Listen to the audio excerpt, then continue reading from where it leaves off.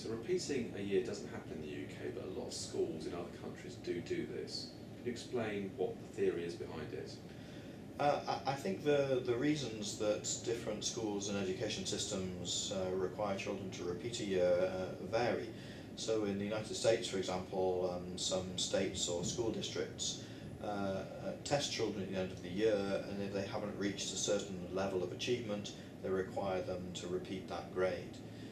In other countries, in Finland for example, children will repeat a year, but that's usually with the agreement of the teacher, the parents and the child themselves, where everyone recognises that the student isn't keeping up with their peers, and so they think about the ways that they might be able to achieve in the long run and offer them the opportunity of repeating a particular school year. So unusually for education, this has a huge negative impact on student outcomes. Why do you think that is? Yes, I think the impact is startling compared with other education evidence.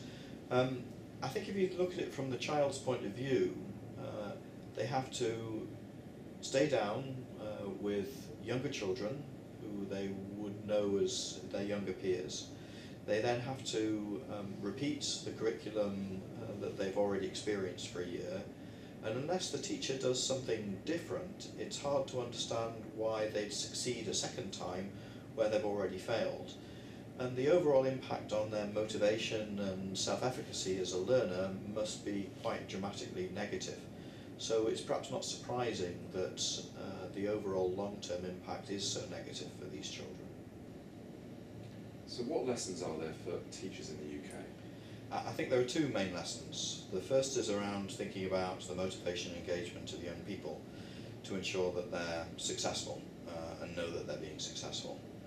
The second is in thinking about children's progress, and when they start to fall behind, ensuring that we intervene quickly enough so that they don't fall behind their peers.